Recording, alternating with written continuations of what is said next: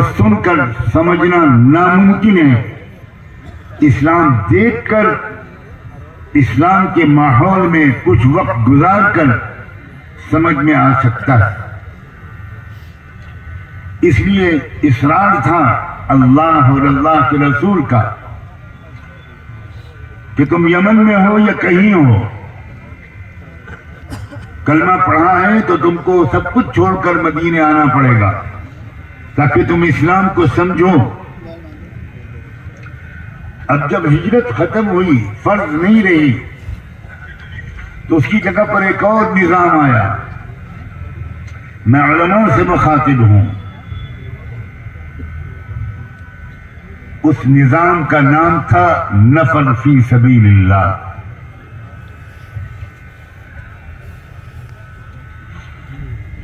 جیسے ہی اس بات کی اطلاع جزیرہ عرب میں پھیلی کہ اب ہجرت کے بجائے ہمیں کچھ مہینوں کے لیے، کچھ وقت کے لیے مدینے جانا ہوگا اور وہاں رہ کر اسلام کو سمجھنا ہوگا، تو چاروں طرف سے جزیرہ عرب سے لوگ ٹوٹ پڑے۔ اس وقت وہ آیت اتری جو میں نے شروع میں پڑھی تھی، وَمَا كَانَ الْمُؤْمِنُونَ لِيَنْفِرُوا كَافَّةً، کہ پورے ملک سے تمام ایمان والے ایک دم سے نہ چلے آئیں۔ فَلَوْلَا نَفَرَ مِنْ كُلِّ فِرْقَةٍ مِّنْهُمْ طَائِفَةٌ، ہر قبیلے، ہر علاقے کے کچھ لوگ پہلے آئے۔ کیوں آئے؟ لِيَتَفَقَّهُوا فِي الدِّينِ، تاکہ وہ اسلام کی گہری سمجھ حاصل کریں۔ اس کے بعد کیا کریں؟ وَلْيُنذِرُوا قَوْمَهُمْ إِذَا رَجَعُوا إِلَيْهِمْ، اور پھر وہ اپنی قوم کو جا کر سمجھائیں، دعوت دیں، سکھائیں، حقیقتوں سے آگاہ کریں، خبردار کریں۔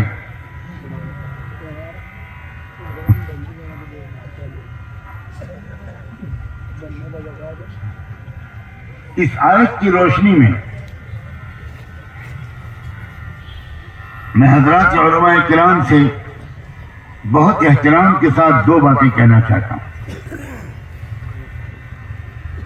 دو مقصد بیان کیے گئے ہیں اس میں، اس آیت میں، اور ہم لوگ اپنے مدرسوں کے جلسوں میں اس آیت کو خوب پڑھتے ہیں، اور اس آیت کا اطلاق، اس کا انطباق اپنے مدارس پر خوب کرتے ہیں۔ غور کیجئے ذرا، مقصد کیا ہے مدینے بلانے کا؟ لِيَتَفَقَّهُوا فِي الدِّينِ،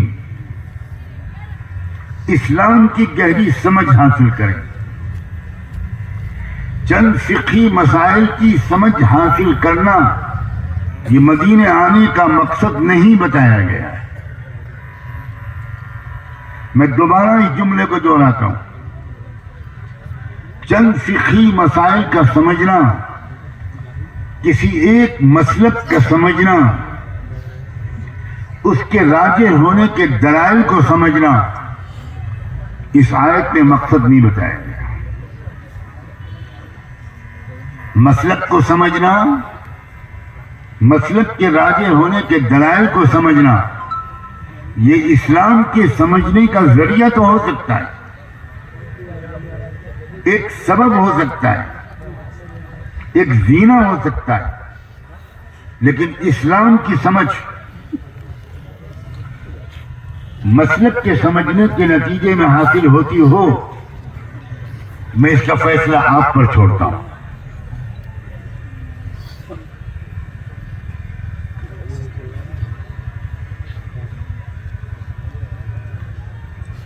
اسلام کی سمجھ کا مطلب یہ ہے کہ ہمیں قلبی اطمینان ہو اور عقلی دلیلیں ہمارے پاس قرآن کی بیان کی ہوئی ہر وقت ذہن میں مستحضر ہوں کہ توحید کیوں صحیح ہے اور مورتی پوجا اور شرک کیوں غلط ہے۔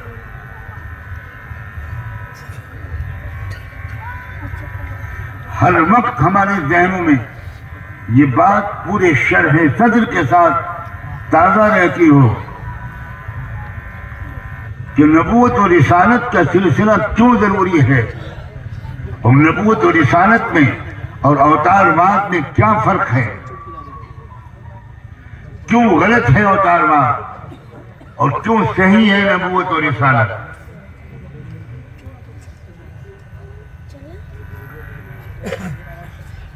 دین کی اور اسلام کی گہری سمجھ کا تیسرا تقاضا یہ ہے کہ آخرت کی اہمیت اور آخرت کے ضروری اور فطری ہونے کو پر ہم کو شرح صدر ہو، اور آواگمن جیسے خلاف عقل قسم کے توہمات کا غلط ہونا ہم سب پر بالکل واضح ہو، ہم ہر شخص کو سمجھا سکے محبت کے ساتھ، حکمت کے ساتھ، دلائل کے ساتھ،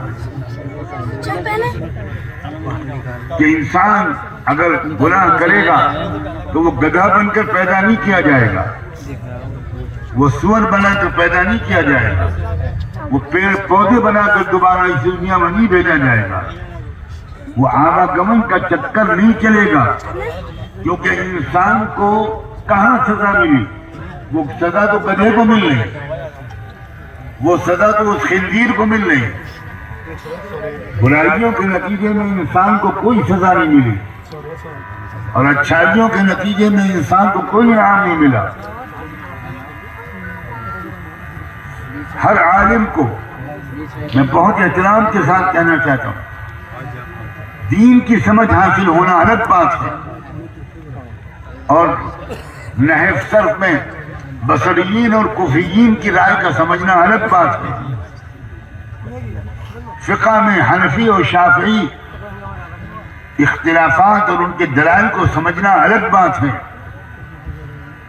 مطلق اور مقید کو سمجھنا الگ بات ہے، محکم اور متشابہ کو سمجھنا الگ بات ہے۔ اسلام کی سمجھ،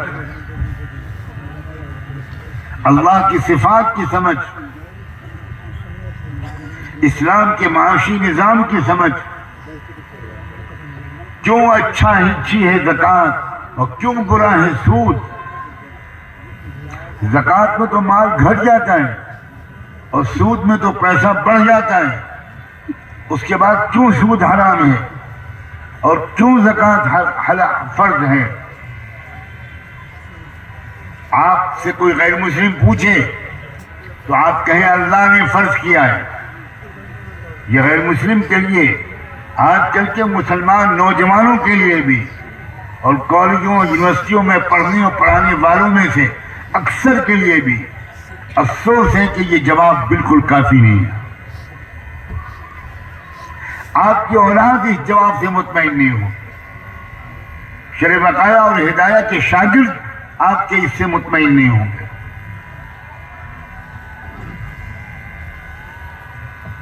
اقوام متحدہ کے ایک اجلاس میں مجھے بلایا گیا، قصہ لمبا ہے، میں بہت مختصر کر کے سناتا ہوں۔ اس کے پہلے 3 دن کا اجلاس تھا، اس کے پہلے سیشن میں ہر مذہب کے نمائندے کو یہ کہا گیا، وہاں پوری دنیا کے مذاہب کے تمام بڑے بڑے نمائندوں کو بلایا گیا۔ میں تو بہت چھوٹا تھا، حیرت ہوئی مجھے جب مجھے وہاں سے دعوت نامہ ملا۔ بعد میں اس کی وجہ معلوم ہوئی کہ مجھے کیسے یاد کیا، میں تو بہت ہی معمولی سا طالب علم ہوں۔ ہمارے ملک میں بہت مشہور علماء موجود ہیں۔ وہاں پہلا جو سیشن تھا اس کا موضوع تھا کہ دنیا سے غربت کو کیسے دور کیا جائے۔ ہر مذہب کے نمائندے سے کہا گیا کہ 11 منٹ میں آپ کو اس سوال کا جواب دینا ہے اور غربت کو دنیا سے دور کرنے کی اپنے مذہب کی تعلیمات کی روشنی میں آپ کو ترکیب بتانی ہے۔ یہ بھی دلچسپ بات تھی کہ دنیا کی غربت کو دور کرنے کا وقت دیا گیا تھا 11 منٹ. تو ہم لوگوں کو 11 منٹ میں دنیا کی غریبی کو دور کرنا تھا.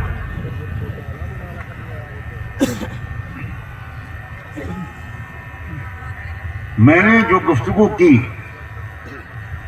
اس میں سب سے پہلے میں نے یہ کہا کہ میں نیا کوئی فارمولہ یا تجویز پیش کرنے کے لیے نہیں آیا ہوں. ایک پرانا بہت کامیاب ترین پوری انسانی تاریخ کا سب سے کامیاب طریقہ غربت کو دور کرنے کا وہ آپ کے سامنے رکھنا چاہتا ہوں. میں نے نہ اسلام کا نام لیا، نہ قرآن اور رسول اللہ کا، نہ زکوٰۃ کا لفظ بولا، لیکن زکوٰۃ کے نظام کی پوری تشریح کرنے کی کوشش کی اور یہ بتایا یا بتانے کی کوشش کی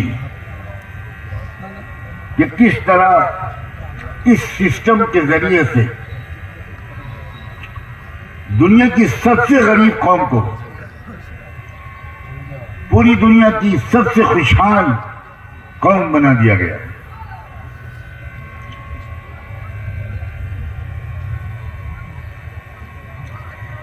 میں جب 10:30 منٹ میں اپنی تقریر کر کے ہٹا تو اقوام متحدہ کے اس وقت کے secretary general Mr Kofi Annan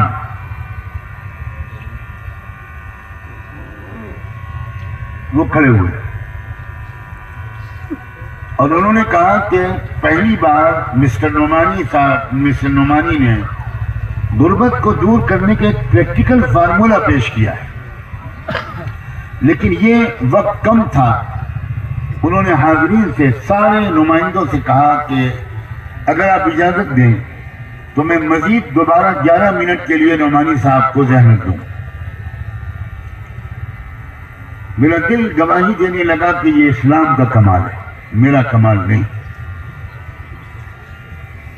لوگوں نے کہا ضرور، میں دوبارہ پہنچا اور دوسری گفتگو میں نے پوری کھل کر اسلام کا، رحمت دو عالم سیدنا محمد الرسول اللہ کا صلی اللہ علیہ وآلہ وسلم مدینہ منورہ میں کیے گئے تجربے کا، زکوٰۃ کے سسٹم کا اور زکوٰۃ کے فائدے کا قدر تفصیل سے 4-5 منٹ میں بیان کیا.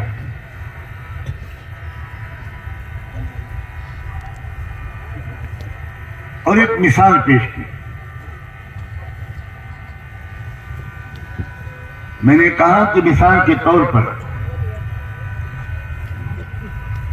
جس نیو یارک شہر میں، امریکہ کے شہر نیو یارک میں جہاں اقوام متحدہ کا مرکز ہے، وہاں اس وقت یہ اجلاس ہو رہا ہے. فرض کیجئے اس کی سالانہ آمدنی، نیو یارک کے شہریوں کی آمدنی سالانہ، اس کی جو بچت ہے وہ مان لیجئے $1 بلین ہے.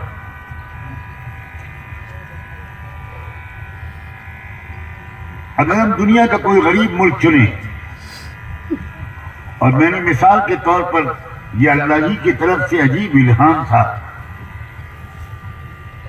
کہ میں نے مثال کے طور پر پیش کیا کہ افریقہ کا ملک غانا وہ دنیا کے چند غریب ترین ملکوں میں سے ایک ہے. میں نے کہا کہ نیو یارک کی یہ آمدنی جو ہے سالانہ، اس کی بچت، آمدنی نہیں، اس کا اگر 2.5%، 2.5% جو اتنے $1 ملین ہوتا ہے، اگر وہ غانا جیسے ملک میں تقسیم کیا جائے تو میرا کیلکولیشن یہ کہتا ہے کہ 7 سے 11-12 سال کے اندر غانا غریب ملکوں سے نکل کر خوشحال ملکوں میں آ جائے، ترقی پذیر ملکوں سے نکل کر ترقی یافتہ ملکوں میں آ جائے. تو بہترین سسٹم دنیا سے غربت کو دور کرنے کا زکوٰۃ کا نظام ہے، جو صحیح طریقے پر اس کو لاگو کیا جائے. جس طریقے پر آج زکوٰۃ کا نظام چل رہا ہے